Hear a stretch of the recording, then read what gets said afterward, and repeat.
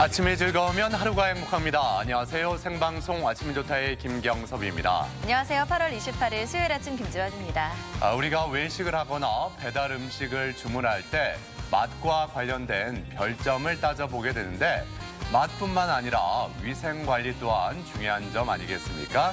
그러니까 위생 등급에 따른 별점을 따져보는 것도 필요할 것 같습니다. 네, 식품의약품안전처가요. 2017년부터 매우 우수면 별점 3개, 우수면 2개, 좋음이면 1개 이렇게 해서 3단계로 나눈 위생 등급제를 시행하고 있습니다. 최근에는 오프라인 매장뿐 아니라요. 배달 앱에서도 확인이 가능한데요. 올 여름에 개정안을 발표하면서 점차 활기를 띠고 있습니다. 네, 이 소비자가 위생 관리가 잘 되는 곳을 찾게 되니까 위생 관리가 잘 되는 식당은 매출이 오르고 또한 식중독을 예방할 수 있으니까 여러모로 유익한 것 같습니다.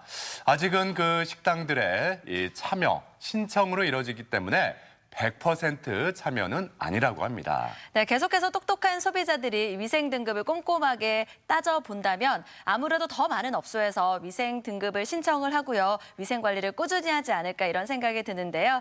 이렇게 좋은 제도가 더 많이 확산됐으면 좋겠습니다. 네, 앞으로 맛 별점뿐만 아니라 이렇게 위생 등급도 한번 따져보는 거 필요할 것 같습니다. 네. 자, 그럼 오늘 날씨부터 알아봅니다. 강혜라 기상캐스터. 네, 강혜라입니다. 네, 오늘 아침 하늘이 흐리고 빗방울이 계속 떨어지고 있는데 오늘도 온종일 우산을 가지고 다녀야 될지 날씨 전해주시죠. 네, 지금 비는 대부분 소강 상태에 들었습니다. 오전까지 산발적으로 빗방울만 떨어지는 곳이 있겠고요. 오후에는 하늘이 점차 개면서 다시 늦더위가 찾아오겠습니다. 대전의 낮 기온 29도로 어제보다 3도가량 높겠습니다. 충남 내륙을 중심으로는 안개가 남아있는 곳이 있습니다. 운전하시는 분들은 앞차와의 간격을 여유 있게 두시고 안전운전하시기 바랍니다. 위성 영상입니다. 오늘은 남해상에 위치한 정체전선의 영향으로 대체로 흐리겠고요. 오전까지 산발적으로 빗방울이 떨어지는 곳이 있겠습니다. 지역별 날씨입니다. 오늘은 낮 동안 이맘때 기온을 보이겠습니다. 천안 28도, 세종과 대전 29도로 예상됩니다. 당진 28도, 예산 29도, 서천 29도까지 오르겠습니다. 바다의 물결은 모든 해상에서 1m 안팎으로 낮게 일겠습니다. 주간 날씨입니다. 내일 아침부터 오후 사이 다시 비가 내리겠고요. 당분간 일교차 큰 날들이 이어지겠습니다. 날씨였습니다.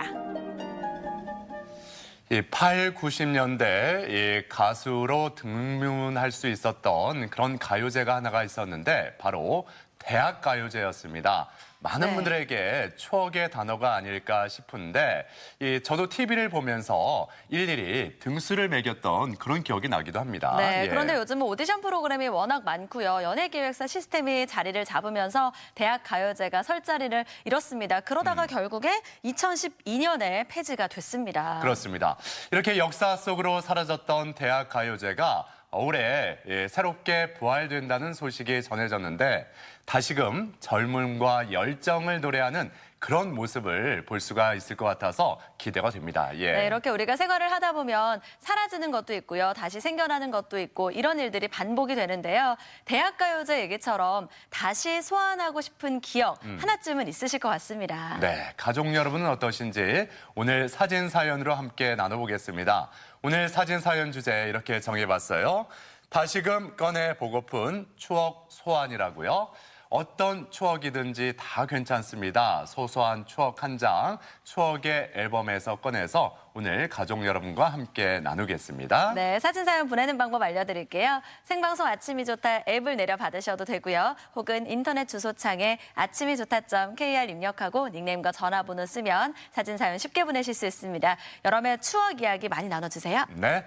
자, 오늘 첫 소식 똑주부 궁금한 거 이슈 이수진 리포터와 함께합니다. 어서 오세요. 네, 안녕하세요. 어서 오세요. 뭐 추억 얘기하셨는데 추억은 방울방울 아련한 기억이 스쳐 지나가는 분들도 계시겠지만 하루하루 쫓기면서 살다 보니까 아유 추억이 밥 먹여주냐 이 얘기가 나올 수도 있는 거 아니에요. 맞아요. 사실 추억을 떠올려보고 생각하는 것도 좋지만 현재 생활에 좀 충실해야 되잖아요. 네. 그러다 보니까 금전적인 부분도 늘 고민을 하긴 해요. 왜 아니에요. 뭐 지출할 생활비들 또 대출 생각하면 발만 동동 굴러 불러야 되는데 그럴 게 아니라 꼼꼼하게 챙겨야 될 게 하나 있다고 합니다. 바로 신용 등급인데요. 저절로 매겨지는 게 아니라 내가 관리를 잘하면 이걸 올릴 수 있는 방법이 있다고 해서 알아보고 왔거든요. 함께 잘 알아보시죠. 뚝주부가 전하는 생활정보 노하우, 궁금한 거 이슈. 만약 여유 자금이 필요해서 대출을 받아야 한다면 이때 필요한 게 바로 신용등급인데요. 신용등급 관리 어떻게 하고 계신가요? 우드드드다. 아이고. 누구 전화야? 아유, 어쩐 일이래. 아, 여보세요, 지우 엄마. 아이 떡주부 나 어떻게 해? 아니, 무슨 일인데 그래? 아니 말이야 내가 대출을 좀 받아야 돼가지고 은행에 갔더니만 내가 대출이 안 된다네. 아니 내가 신용 등급이 낮다나 뭐 어쨌대나 아유 어쩌면 좋아. 아이 자기도 만나가지고 몸매 관리만 하지 말고 신용 등급 관리를 좀 해야겠어. 아 그래 아유 너프리만 하다 끊어. 아이 그나저나 신용 등급 관리 그거 어떻게 하는 거야 그래? 금융거래에 있어 중요한 신용등급 얼마나 알고 계신가요? 그런 신용등급에 대해서는 잘 관심도 없고 은행에서 알려주는 대로만 알고 있어요. 잘은 몰라요. 예, 신용카드를 많이 쓰면은 신용 등급이 올라가는 걸로 알고 있는데 그렇지 않은가요? 맞아요. 그러고 보니 저도 제 신용 등급이 어느 정도인지 그리고 이 신용 등급을 올릴 수 있는 방법이 글쎄 하나도 모르겠네. 그럼 이참에 공부 좀 해볼까요? 가보자. 출발. 신용등급은 어떻게 하면 잘 유지하고 끌어올릴 수 있는지 알아봅니다. 금융감독원을 찾아가 봤는데요. 안녕하세요. 안녕하십니까. 늘 똑주부에게 신용등급에 대해서 좀 알려주세요. 금융회사에서는 대출이나 신용카드를 발급할 때 신용등급이나 신용점수를 활용하고 있습니다. 신용등급은 향후 1년 동안의 90일 이상 연체에 대한 가능성을 1등급에서 10등급으로 구분한 거고 신용점수는 1점에서 1000점으로 수치하여 제공하고 있습니다. 여기까지 들으니까 더 궁금한 게 많아지는데요. 이것저것 좀 여쭤볼게요. 잠깐. 그래서 제가 신용등급에 대한 OX 퀴즈를 준비했습니다. 신용등급 OX 퀴즈입니다. 첫 번째 문제. 신용등급을 조회하는 것만으로 신용등급이 떨어질까요? 조회하는 것만으로 등급이 떨어진다? 에이, 그거는 아닌 것 같아요. 궁금한 것도 참으란 얘기예요. 답은 X 아닌가요? 정답은 X입니다. 첫 번째 문제부터 좋으네요. 네. 2011년 10월 이전에는 신용등급을 조회하는 것으로 신용등급이 떨어졌습니다. 어머. 그러나 제도가 개선되어서 단순 신용정보를 조회한다고 해서 신용등급이 떨어지지는 않습니다. 궁금하면 물어봐라. 조회해라. 두 번째 질문입니다. 신용등급을 조회하는데 비용을 낼까요? 조회하는데 비용을 낼까? 에이, 이것도요. 비용을 낸다 치면 3번 궁금해서 조회할 거를 한 번으로 줄이게 되지 않을까? 이것도 X일 것 같습니다. 조심스럽게 X. 정답은 X. 역시 두 번째 문제도 성공. 예, 연속해서 두 문제 다 맞추셨네요. 괜히 똑주보겠어요. 4개월에 한 번 연 3회까지 무료로 조회가 가능합니다. 세 번째 문제입니다. 신용카드를 많이 발급받으면 본인이 신용등급이 하락할까요?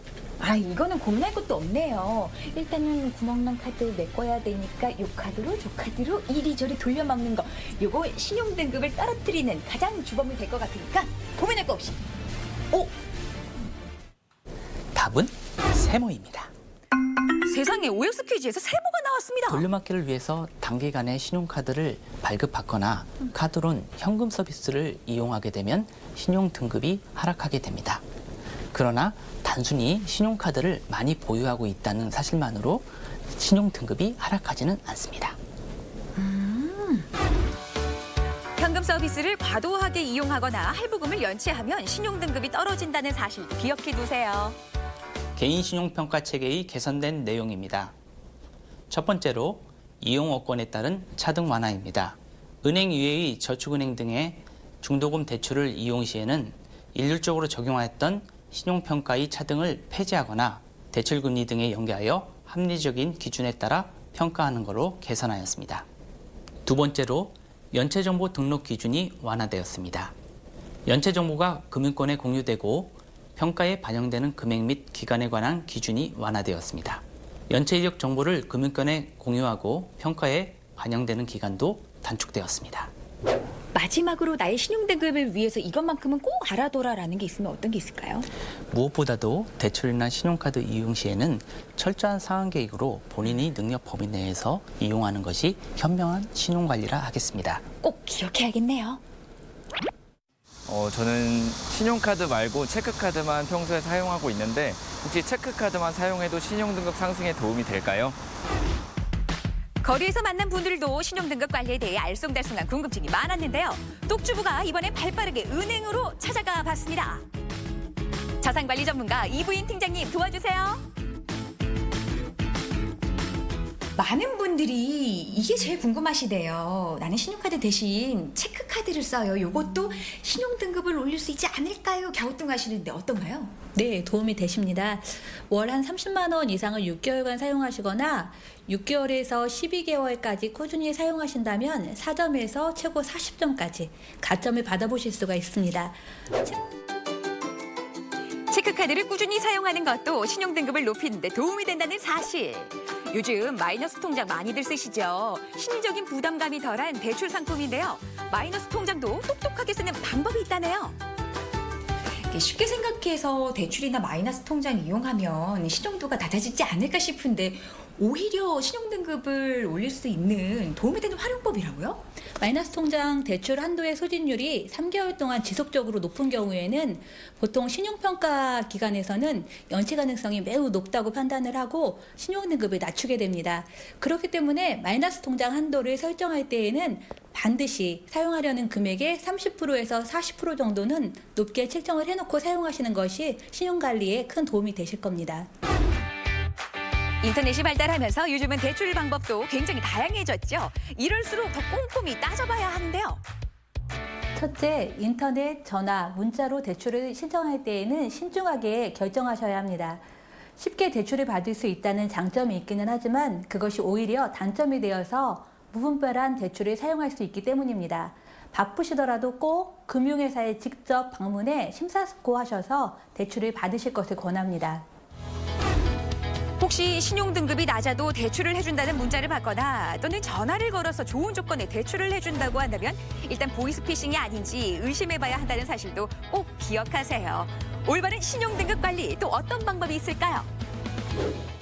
두 번째로 건전한 신용거래를 위하여 꾸준한 거래를 만들어 가셔야 됩니다.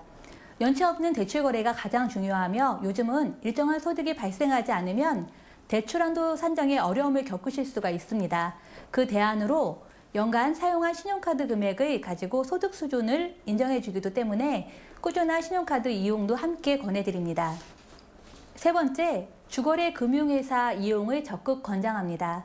한 곳의 주거래 금융회사를 지속적으로 이용하면 해당 금융회사의 개인 신용등급 평가에 긍정적인 영향을 미칠 수 있습니다. 우대금리를 적용받는 것은 물론이고 일부 수수료 면제나 환전 시 많은 우대 혜택을 받으실 수가 있습니다.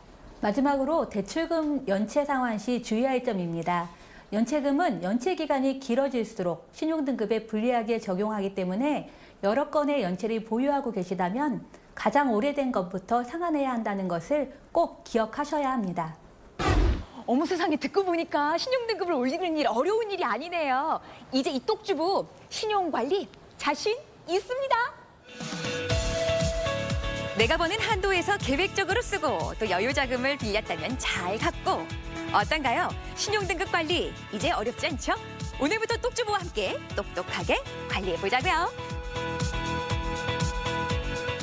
네, 이 신용 등급은 이 신용 조회만 해도 낮아진다는 이야기 많이 들어봤었는데 네. 그게 아니었네요. 네, 제도가 개선됐습니다.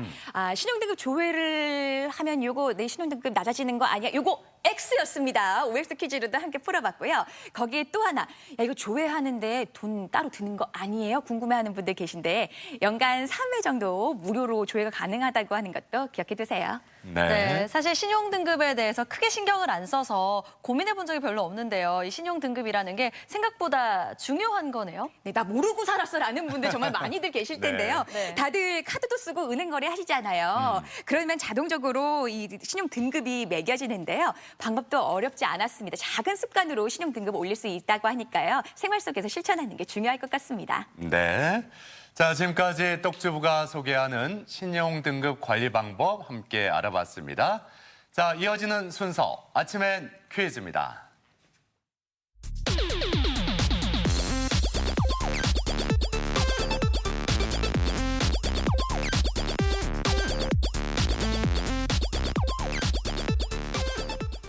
시사상식에 대해서 부담 없이 함께 알아보고 실시간 가족 여러분과 더욱 소통할 수 있는 시간, 아침엔 퀴즈 함께 하시죠. 네, 오늘도 푸짐한 선물 준비하고 있습니다. 퀴즈 함께 할 수 있는 방법 알려드리면 생방송 아침이 좋다 앱을 내려 받으셔도 되고요. 혹은 인터넷 주소창에 아침이 좋다.kr 입력하고 닉네임과 전화번호 쓰면 퀴즈 바로 풀 수 있습니다. 오늘도 선물 받아가세요. 네.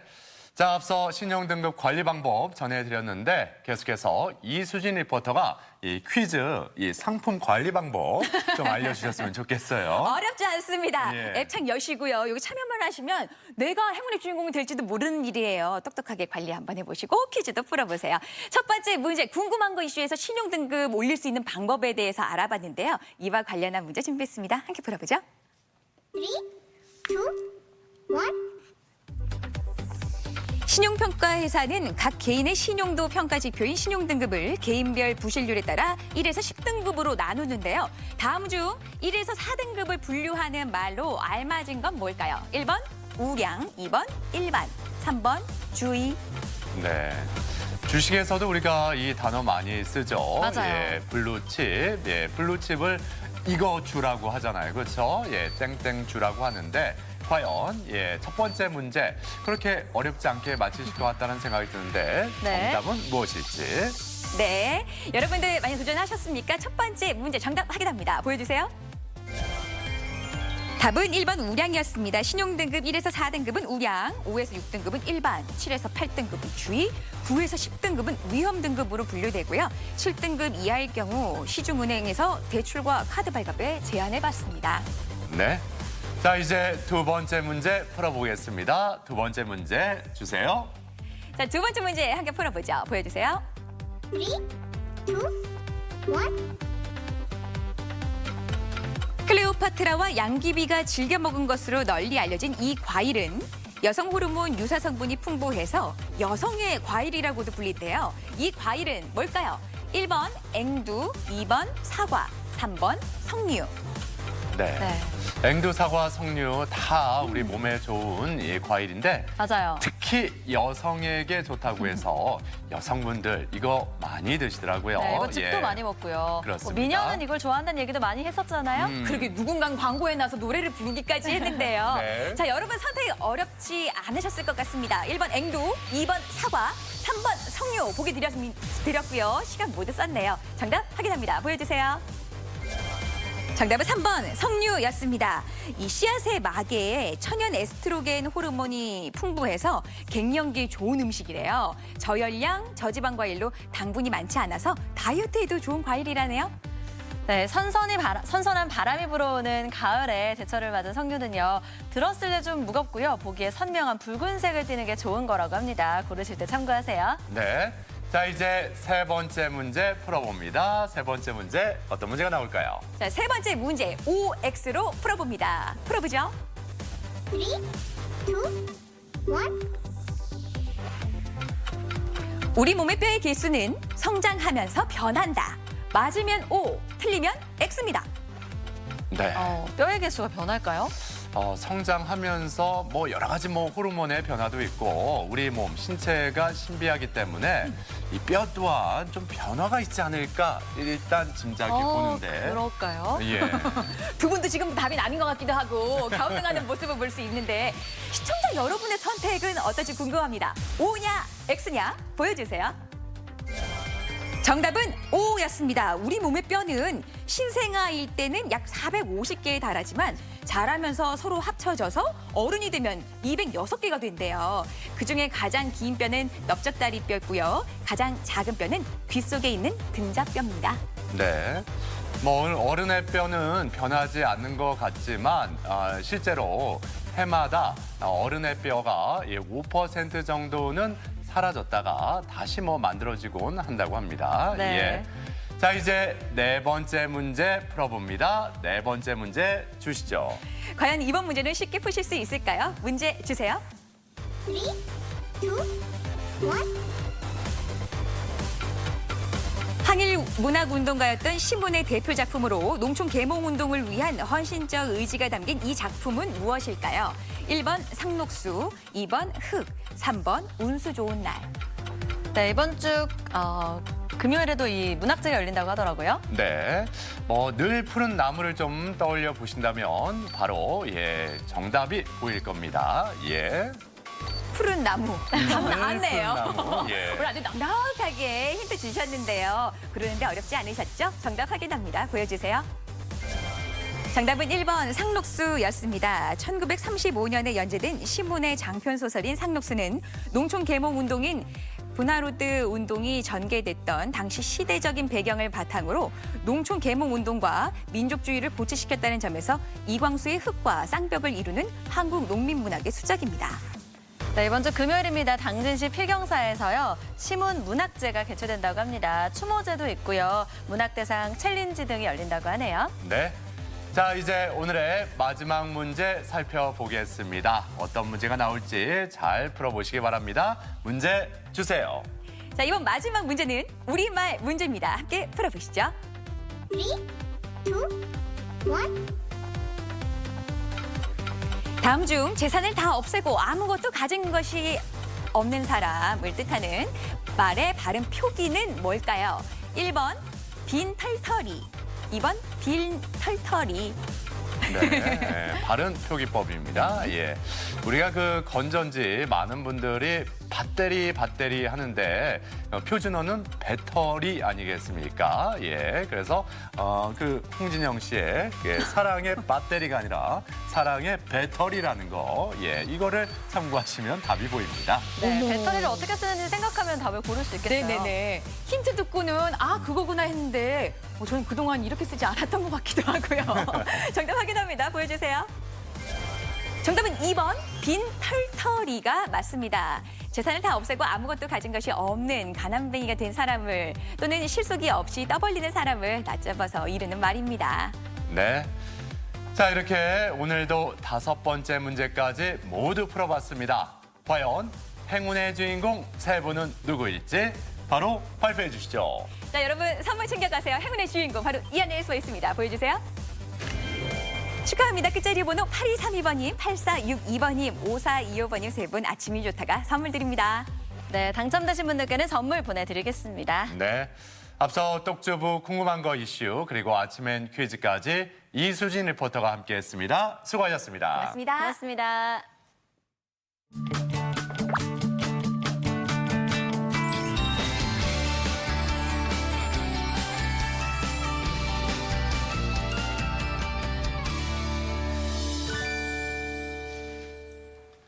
예전에는 요즘처럼 장난감이 그렇게 많지가 않았기 때문에 놀거리를 직접 만들곤 했습니다.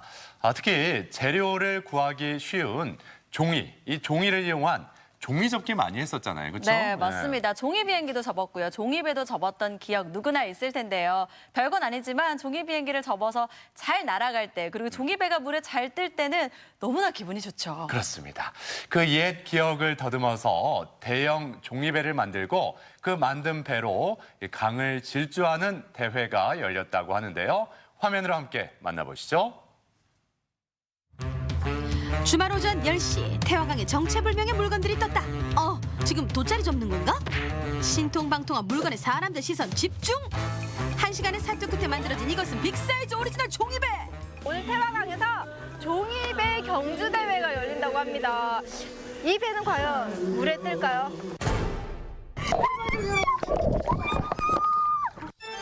무더운 날씨에 태화강에 모여 가지각색의 종이배로 강력 질주 레이스를 펼칠 이들. 하지만 빠지고 또 빠지고 계속 빠진다. 기상천외한 시원한 질주. 비록 그 과정이 험난하지만 1년에 단 한 번뿐인 특별한 추억으로 사람들의 입가에는 미소가 빵빵빵. 무더위를 단방에 날려버릴 태화강의 특별한 이야기 속으로 지금 들어갑니다.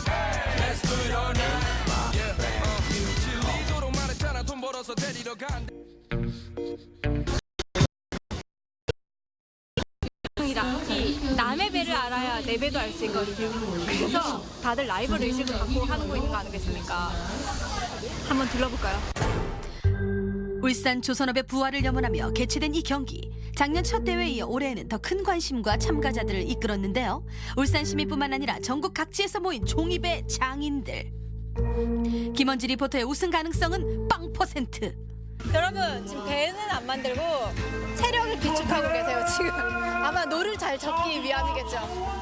마치 전쟁터에 나온 것 마냥 짜장면을 입이 아닌 코로 먹는 참가자들. 그 와중에 정말 맛있겠다. 아니 지금 배는 안 만들고 뭐 하고 계신 거예요? 배 저희 만들고 이제 꾸미기만 돼가지고. 아 진짜요? 네, 태화강도 19경이라서 일단 먹고 하려고 합니다 저희는. 이걸 못 먹게 해야 돼요. 그래야 노를 저을 수 있는 힘이 좀 덜 들지 않을까요?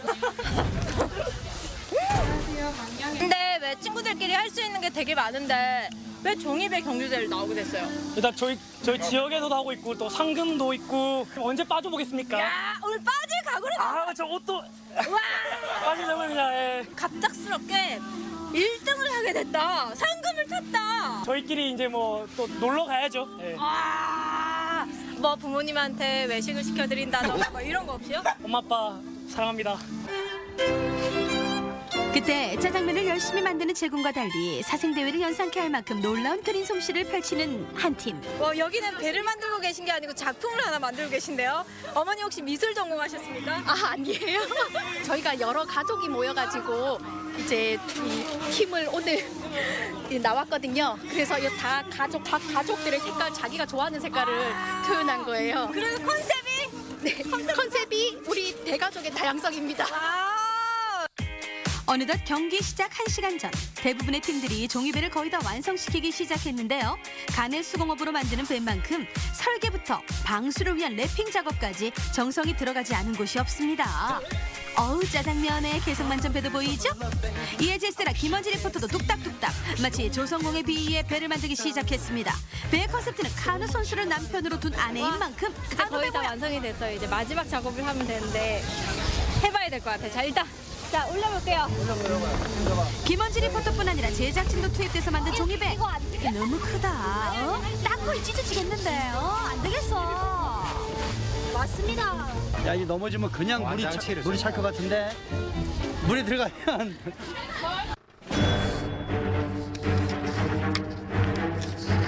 심사위원의 혹평과 함께 긴장되기 시작한 제작진과 언지 리포터. 종이배의 운명은 드디어 결전의 순간. 제군들이여 닻을 올려라.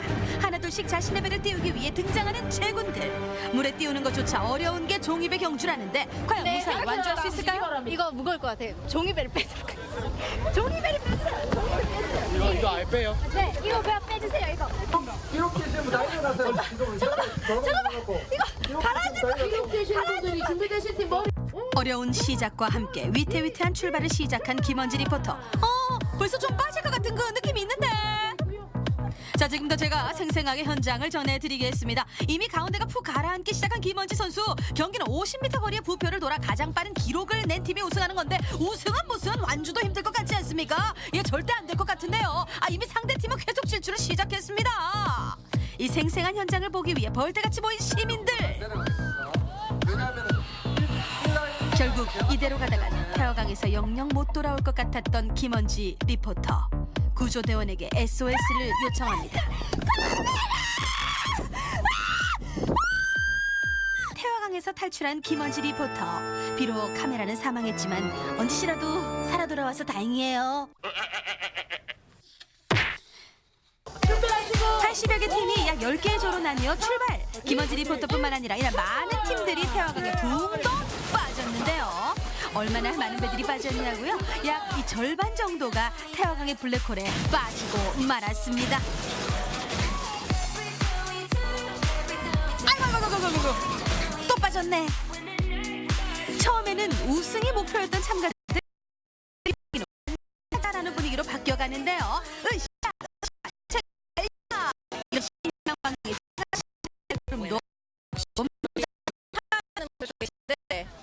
하시다 말고 구경하세요.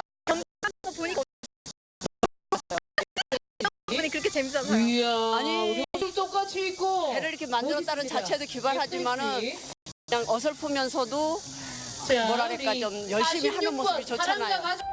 여기 어설프면서도 열심히 하던 초반에 만난 짜장 청년들. 이들도 이제 배를 띄우려나 봅니다. 거예요? 네, 저희조요. 좀 느낌이 어때요? 지금 좀 힘들게 만들었는데 좀 설렙니다. 이렇게 했으면 좋겠습니다. 하지만 벌써 물이 차오르기 시작한 짜장 청년들의 배. 경기 시작하자마자 침몰. 짜장면 너무 많이 먹었다 아이가. 짜장면 보통 먹었어야 되는데 꽃병이를 먹어가지고. 내년에도 짜장면과 함께 내년에는 공복으로 하겠습니다. 어느덧 경기 분위기는 점점 무르익어가고 풍덩풍덩 태화강 속으로 빠져들지만 덕분에 무더위는 힘차게 날리네요. 보는 것만으로도 시원하죠? 또 다른 태화강의 재미를 느끼실 수 있습니다. 얼른 나오세요. 물에 빠져보자고요. 시민들의 톡톡 튀는 창의성과 예술성이 발휘된 2019 태화강 종이배 경주. 무더위를 시원하게 날릴 만큼 보는 사람도 덩실덩실 신나게 하는 일석이조의 축제. 내년에는 더 멋지고 알찬 모습으로 또 만나요.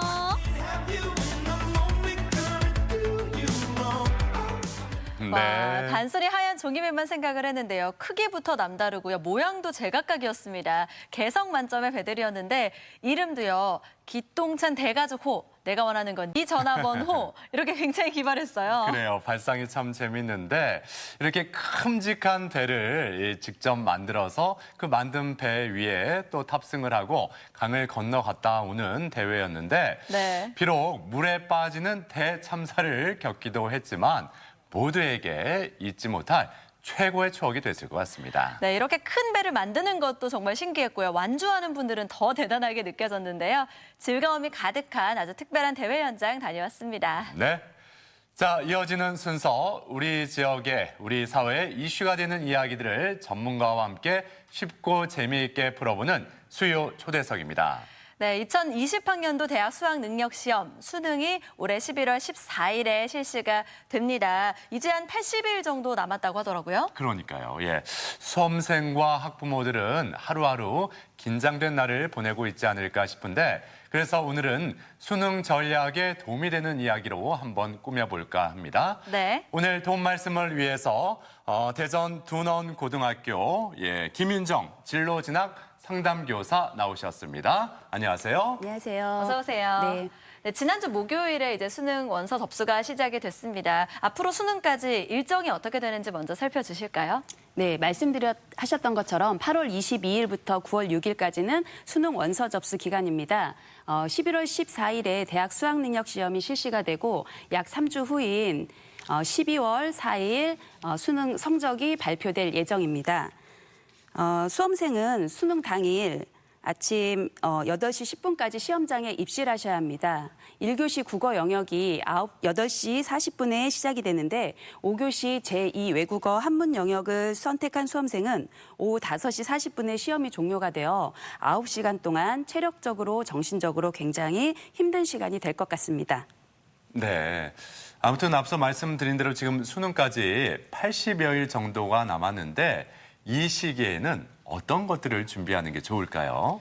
네, 다음 주 금요일인 9월 6일부터 9월 10일까지 수시 모집 원서 접수 기간입니다. 수험생들은 본인이 지원한 대학에 맞춰 자기소개서 등 대학에 제출할 서류를 준비하셔야 합니다. 또한 면접이나 논술, 적성고사 등 대학별 고사에 응시하는 수험생은 그에 맞는 준비를 하셔야 하는데요. 그렇다고 서류 준비나 대학별 고사 등을 통해 수능 시험을 소홀히 하셔서는 안 될 것 같습니다. 9월 4일 실시되는 수능 모의평가와 10월 15일 실시되는 전국연합학력평가를 통해서 실전 감각을 키우면서 그 두 시험의 결과를 통해서 자신에게 취약한 부분을 보완하면서 수능 시험에 대비하셔야 될 것 같습니다. 네. 그렇다면 구체적으로 어떤 학습 전략을 세워야 할지 또 전반적으로 이 공부를 어떻게 마무리를 해야 할지 좀 말씀해 주시죠. 네. 지금 수능이 얼마 안 남은 지금 이 시기는 새로운 학습 전략을 세우기보다는 기존에 했던 공부를 마무리하는 시기가 돼야 될 것 같습니다. 네. 그리고 대학의 수시 모집에 수능 최저학력 기준을 충족해야 하는 학생이라면 전 영역을 고루 학습하기보다는 각 대학에서 요구하는 영역 중심으로 공부를 하는 것이 효율적일 것 같습니다. 예를 들면 충남대학교 학생부 교과 전형의 수시 모집 최저학력 기준은 인문계열 모집 단위 같은 경우에는 국어, 영어, 탐구 영역을 반영하고 자연계열 모집 단위는 수학, 영어, 탐구 영역을 반영합니다. 정시 모집 또한 마찬가지인데 각 대학에서 영역별로 두는 비중이 서로 다릅니다. 그렇기 때문에 본인이 희망하는 대학을 몇 개 선정해두고 그 대학에서 요구하는 영역 중심으로 선택과 집중해서 공부하는 것이 효율적일 것 같습니다. 네. 지난해 수능을 보면요. 국어와 영어 영역이 굉장히 어려운 수준이었다고 하는데요. 올해 수능에서는 작년보다 조금 쉽게 출제될 가능성이 있을까요? 네. 국어 영역 같은 경우에는 작년과 같은 최고 난도 문제는 출제가 되지 않을 것 같지만 그래도 요 몇 년간 국어 영역의 난도는 높은 편이었습니다. 그런 추세를 봤을 때 올해도 아주 쉬워지지는 않을 것 같습니다. 영어 영역 같은 경우에는 절대평가로 전환된 첫 해인 2018학년도 대학 수학능력 시험에서는 전체 응시생의 약 10.03%에 해당하는 학생들이 1등급을 받았습니다. 그런데 작년 수능에서는 그 절반 수준인 5.3%의 학생들만 1등급을 받았는데 상대평가일 때 동점자 등을 고려하면 대략 4.5% 내외의 학생들이 1등급을 받는 것을 감안하면 굉장히 어려운 시험이었습니다. 올해 6월 모의평가에서는 응시생의 7.7% 학생들이 1등급을 받았는데요. 올해 수능도 이 정도 난도를 유지하지 않을까 예상됩니다. 네.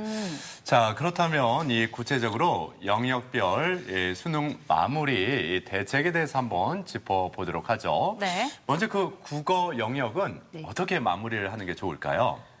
수능 출제 경향은 9월 모의평가를 치러봐야 알 수 있겠지만 출제 경향을 보고 수능을 준비한다면 시기적으로 늦을 뿐더러 효과적이지도 않습니다.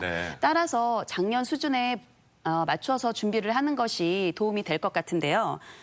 만약에 수능이 평이하게 출제된다면 작은 실수 하나로 성패가 결정될 수 있기 때문에 비교적 쉬운 문제는 확실하게 맞출 수 있도록 기초에 충실한 학습이 중요합니다.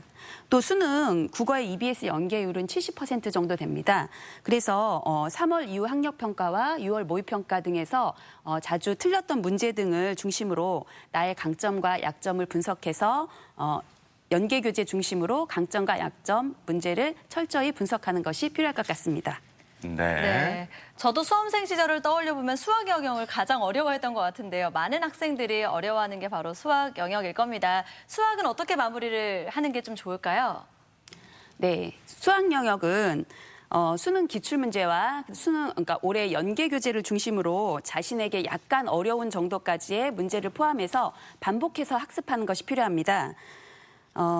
어려운 문항 속에 숨어있는 개념은 교과서를 통해서 자꾸 반복하면서 개념을 습득하고 또 친구에게 완벽하게 설명할 수 있을 정도까지 이렇게 완벽히 습득하는 것이 중요합니다.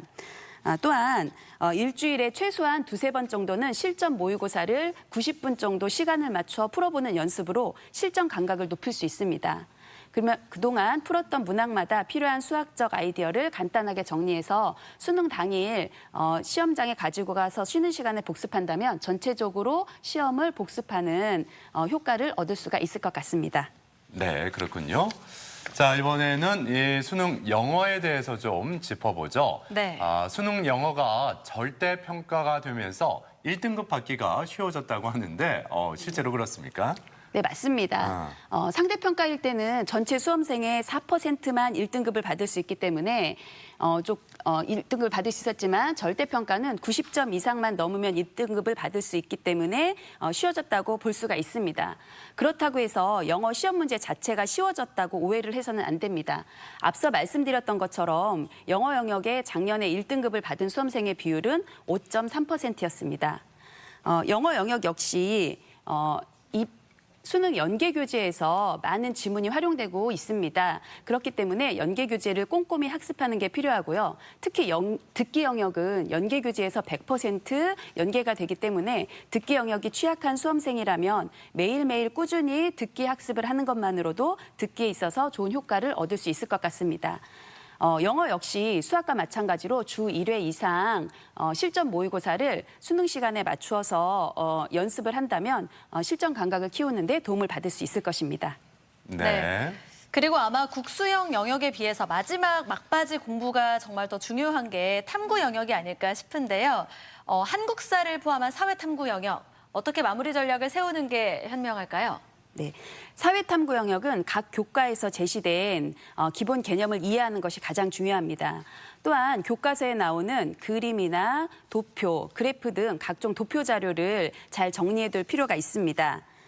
개념 이해를 바탕으로 다양한 소재와 지문이 활용되기 때문에 그동안 출제되었던 수능 기출문제와 전국연합 학력평가 등 다양한 문제들을 풀어봄으로써 어떻게 적용되는지 경험하는 훈련이 필요합니다. 네, 그렇군요. 그리고 제가 학창 시절에 가장 재미있게 공부했던 그 과목이 과학인데 이 과학 탐구 영역이 갈수록 어려워진다 이런 느낌이 들거든요. 예, 저도 그냥 심심풀이로 뭐 몇 문제 이렇게 풀어봤더니 아예 손도 못 대겠더라고요. 어떻습니까? 과학탐구 영역은 개념 이해와 더불어 실험 실습 과정과 결론 도출 능력이 중요합니다. 따라서 교과서에 제시되어 있는 탐구 과정과 결론을 이해하는 것이 중요합니다. 또 시사적인 자료들로 구성된 내용들은 실생활과 과학의 적용 사례를 볼 수 있기 때문에 이런 부분을 또 꼼꼼히 학습하는 것이 필요합니다. 과학탐구 영역 역시 사회탐구처럼 다양한 기출문제와 전국연합 학력평가 문제 등 다양한 문제를 풀어보면 실전에서 새로운 유형의 문제가 나왔을 때 쉽게 적응할 수 있을 것입니다. 네. 앞서 이렇게 수능 영역별 마무리 어떻게 공부하는 게 좋을지 짚어주셨는데 그 자기소개서 작성하는 것도 물론 중요하지 않겠습니까? 그 자기소개서 그 작성을 할 때 주의해야 할 점이 있다면 좀 짚어주시죠. 네, 학생부 종합전형에서 자기소개서를 작성할 때 공인 어학시험 성적이나 수학, 과학, 외국어 교과에 대한 수상 실적을 입력하게 되면 0점 또는 불합격 처리를 당하게 됩니다. 수능 학생부에 기재할 수 없는 주요 사항이나 사교육 유발이 큰 교회 활동을 작성할 때도 불이익을 당하게 됩니다. 지난해부터는 수험생 본인의 강점을 드러내기 위해서 지원자의 실명, 출신 고교, 지원자 부모의 실명이나 사회적, 경제적 내용을 암시하는 내용을 작성할 경우에도 불이익을 당할 수가 있습니다. 수험생이 자기소개서를 온라인으로 작성할 때는 방금과 같은 유의사항이 공지가 되니까 이 부분을 꼼꼼히 살펴보셔서 작성하시기 바랍니다. 네. 자, 이렇게 앞으로 80일 정도 남았을 때는요, 체력 관리도 참 중요하지 않을까라는 생각이 듭니다. 저 예전에 수험생 때는 그 시간별로 공부도 따로 했었거든요. 실제로 그렇게 하는 게 좀 도움이 될까요? 네, 맞습니다. 앞서 말씀드렸던 것처럼 수능 시험은 아침 8시 40분부터 시작해서 5시 40분에 종료가 되는데요. 긴 시간 동안 수험생이 집중을 해야 되기 때문에 체력적으로 굉장히 힘듭니다. 따라서 지금부터 체력 관리와 생활 리듬을 수능 시험에 맞춘 환경으로 바꾸는 것이 중요한데요. 규칙적인 식사와 규칙적인 생활, 적당한 휴식과 수면 등으로 가장 기초가 되는 것을 충실히 하여 체력 관리를 하셔야 합니다. 또한 생활 리듬은 쉽게 바뀔 수 없기 때문에 밤 늦게까지 공부하는 습관을 갖고 있는 수험생이라면 지금부터라도 좀 일찍 자고 일찍 일어나는 습관을 들이는 것이 좋습니다. 수능 시험 시간은 학생이 학교에 등교해서 생활하는 시간입니다. 그래서 지금부터라도 학교에 등교해 있는 시간은 조금 더 집중해서 공부한다면 수능 시험과 이제 같이 생활 리듬을 바꿀 수 있을 것 같습니다. 네. 네.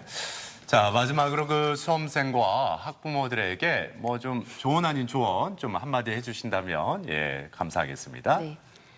수험생에게 드리고 싶은 말씀은 수능 시험이라는 인생의 큰 전환점을 맞이하고 있지만 수능 시험이 절대 끝이 아니라는 것입니다.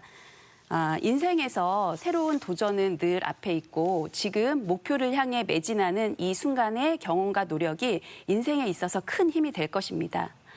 좋은 결과든 그렇지 않은 결과이든 지금 이 노력이 수험생들께는 큰 힘이 될 것입니다.